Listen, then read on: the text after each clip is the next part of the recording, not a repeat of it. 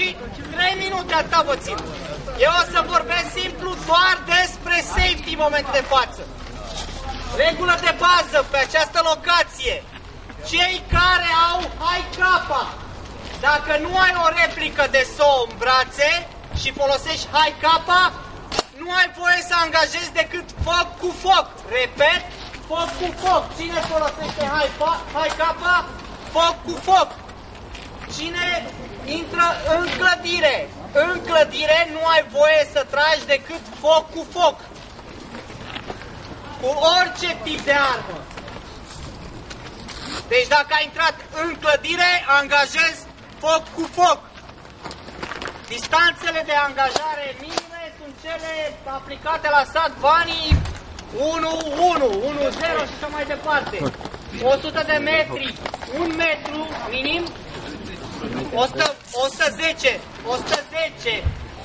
1 metru minim, până în 125, 7 metri, între 125 și 145, 15 metri, ce depășește 145, da, deci DMR-ul, adică 125-145, single fire. Cine vă știți cu arme hot, single fire. Ce e peste 145 nu are voie să fie decât bolt action. 25 de metri minim. O să vină în curând Alecu să vă mai spună despre scenariu. Până atunci vreau să mai spun un singur lucru. Aici nu se joacă cu bani. Explic și aia. În primul rând, deci nu bang, ori knife kill, asta înseamnă să pui ușor mâna pe spatele cuiva, nu mai mult de o persoană la 2 secunde. Nu suntem ninja. Dacă ai 3 lângă tine, nu începem. Knife kill, knife kill, knife kill.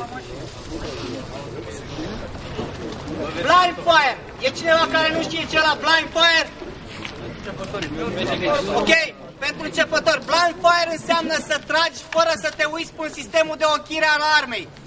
Ăsta e blind fire, să tragi după copac, așa e blind fire, să trag așa e tot blind fire. Direcția care, mă uit în direcția care trag nu este. E blind fire. Cu ochii deschiși. A venit Alecu? Hai, eu am ce era de safety. Scenariul de astăzi presupune următorul lucru. Băieții de la HAT deja știu, am încercat săptămâna trecută o variantă, în sensul că pe hartă sunt 6 containere de gaz. Băi, atenție puțin. Pe hartă, băieții, prin clădiri sau pe lângă ele sunt 6 containere de gaz. Unele sunt albastre complet, iar altele, pe lângă albastru, mai au un marcaj de genul acestuia, negru cu galben. Obiectivul numărul 1 este să securizați acele containere care vă aparțin, având în vedere că suntem, iarăși, o să avem un singur inginer la fiecare echipă. Doar inginerul respectiv are voie să verifice că containerele aparțin facțiunii voastre și că poate să le securizeze. Odată ce a găsit un item, un tub de gaz, el trebuie adus la HQ. HQ-urile sunt clădirile de genul acesta, scrie HQ pe el. La fel că aceasta este corespondentă în partea cealaltă a pădurii. Pentru echipa adversă trebuie să-l duc acolo. Bun. Ideea este în felul următor. Odată ce ați securizat acele containere, aveți dreptul la bombă. Bomba.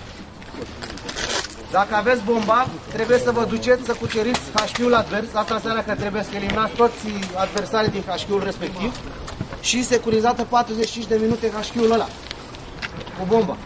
Odată ce a stat 45 de minute cu bomba acolo, ați câștigat. Se poate captura bomba pe drop?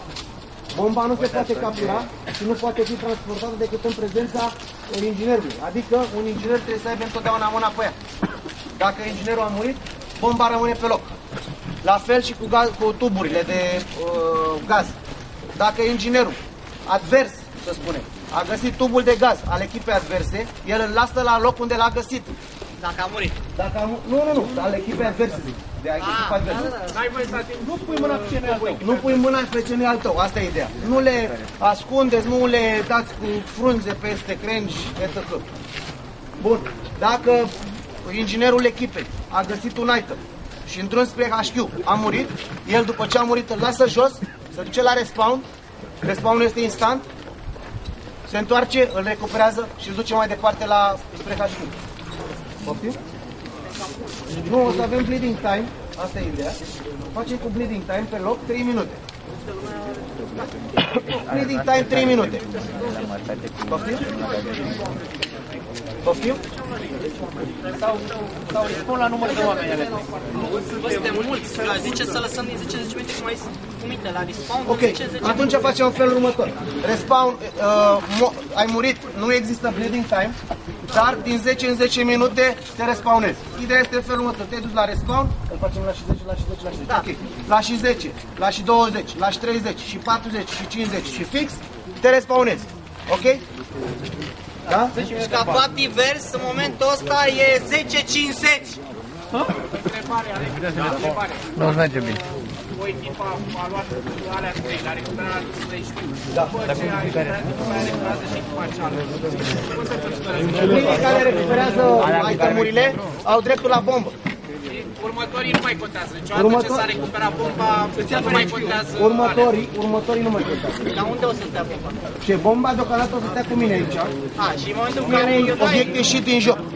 Da? Bomba o să se găsească când o să se anunțe, că una dintre echipe a găsit toate itemurile.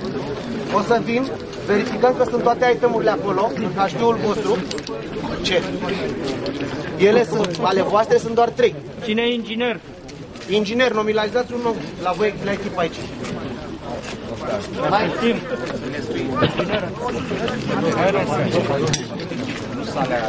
Vedeți, mai sunt și alte itemuri marcate similar.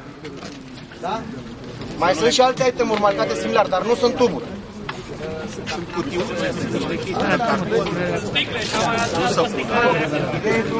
Alea erau parte din exact din că eu am zis că sunt tuburi. Eu am zis că tot la văzut, nu că are explicația. Atenție, o clipă ce vreau să spun. Cine e mort, pune vesta pe el. Dacă nu ai vestă la tine și mai e o rafală de bile când țineai arma în sus, e bașca ta.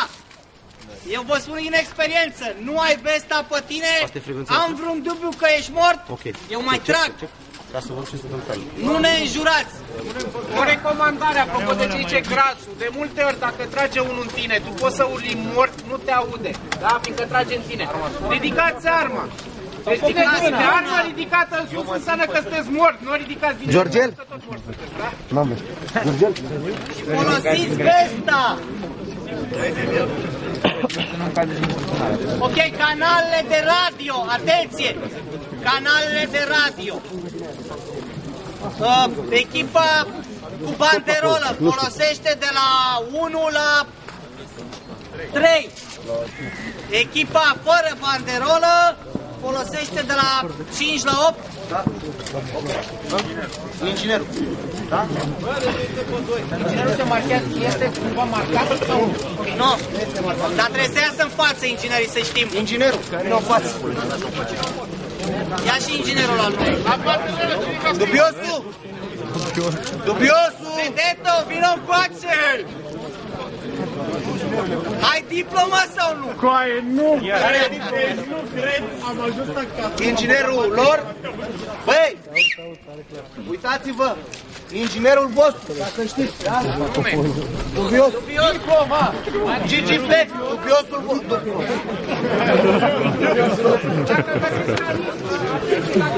Inginerul vostru, da? Băieți, respawn-urile sunt marcate cu bandă reflectorizantă. În respawn nu se moare, deci dacă vă învârtiți pe lângă respawn-ul nostru și ăla din respawn a ieșit și a tras, nu-l înjurați. Are voie să facă asta. Voi nu aveți voie să veniți lângă respawn și să țineți respawn-ul blocat. Altfel decât cu bomba.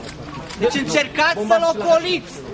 Respawn-urile sunt cel puțin 50 de metri de la ultima clădire din O partea să aia. merg eu cu ei, merg eu cu ei. Când duci bomba în respawn, ce să ne HQ? Nu te la... Asta Respawn-ul e opus. Nu, ca să le zic că și la noi e la fel. O să merg eu cu voi la respawnul vostru, ca HQ-ul vostru este aici. Da? Corespondentul lor este exact în oglindă, iar respawnul lor tot pe partea respectivă a pădurii. Nu aveți ce să faceți acolo, asta e ideea. Obiectivele nu sunt respawn-urile, sunt efectiv item-urile. Hai ca să ne mișcăm. Auzi, auzi, avem eu în place cu băieții. Auzi? Mai dă-ți mai Hai, tu băi, ia auzi? Sunt niște cu albastru.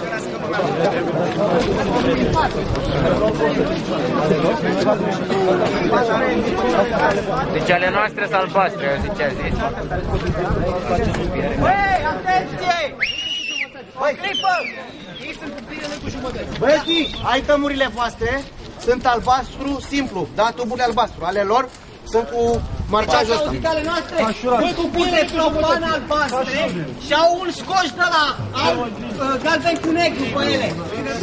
Item-urile voastre, da? Au marcajul ăsta. Item-urile voastre, albastru simplu. Sunt pline cu Oricum aia. eu o să fiu pe lângă voi, tot timpul o să încerc să stau ca să, dacă mai aveți întrebări, să le răspundem.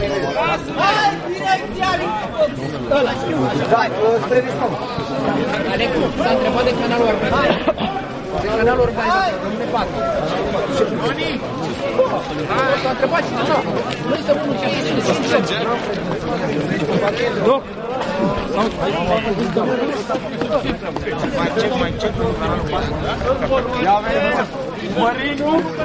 Băi, hai la respawn, la voi.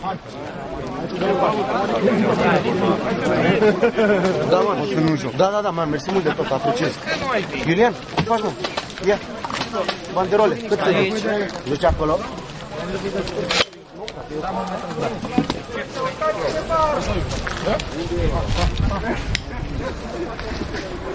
Ce armă?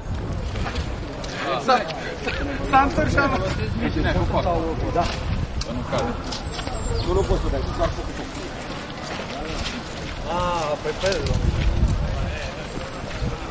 Ioane, și-mi pleca gros că te rup. Nu? Da?